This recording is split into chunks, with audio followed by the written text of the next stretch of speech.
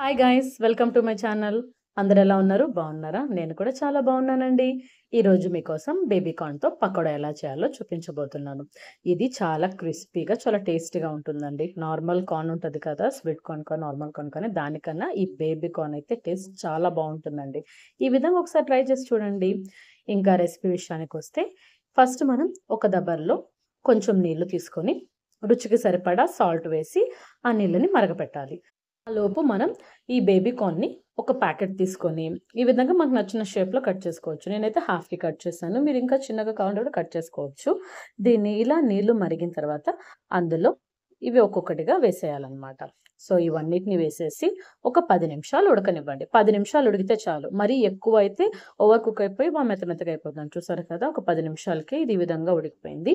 ఈ టైంలో stove off చేసేసి దాన్ని వడగట్టేసి వేరొక గిన్నెలో తీసుకొని, ఇప్పుడు అందులో రుచికి సరిపడా సాల్ట్, అలాగే మిరప్పొడి, నెక్స్ట్ గరం మసాలా లైట్‌గా వేసి, నెక్స్ట్ ఫుడ్ కలర్ కూడా లైట్‌గా తీసుకుందాం. ఆ తర్వాత ఒక స్పూన్ కార్న్ ఫ్లోర్, నెక్స్ట్ ఒక స్పూన్ మైదా పిండి.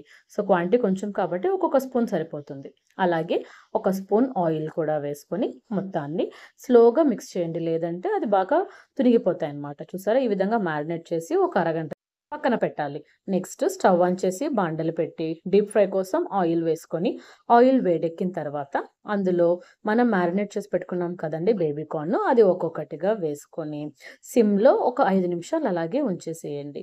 ఆ తర్వాత మంటని మీడియం ఫ్లేమ్‌లోకి పెట్టి ఇంకొక వైపుకి దాన్ని తిప్పించి కాలనివ్వండి. ఇవంతా కూడా మీడియం ఫ్లేమ్‌లో చేయించి ఒక 2 మినిట్స్ 2 వైపులా తిప్పి బాగా ఫ్రై చేయాలన్నమాట. చూసారు కదా! కలర్ ఎలా చేంజ్ అయిందో. ఈ విధంగా బాగా ఫ్రై అయిన తర్వాత స్టవ్ ఆఫ్ చేసేసి నెక్స్ట్ ఈ విధంగా చిల్లుల పాత్ర తీసుకొని అందులో వేసేసి ఆయిల్ అంతా వడగట్టేసిన తర్వాత వేడి వేడిగా సర్వింగ్ బౌల్‌లో తీసుకొని సర్వ్ చేసుకున్నారంటే tasty tasty baby corn pakoda ready. ఇది పిల్లలకి ఈవినింగ్ స్నాక్స్‌లో అలా కూడా పెట్టామంటే చాలా ఇష్టంగా తింటారు. ఈ వీడియో మీకు నచ్చినట్లయితే లైక్ చేయండి. అలాగే నా ఛానల్ ఫస్ట్ టైమ్ చూసినట్టయితే సబ్స్క్రైబ్ చేసుకోండి. ఈ రెసిపీ ఎలా ఉందో కామెంట్ చేయండి. Thanks for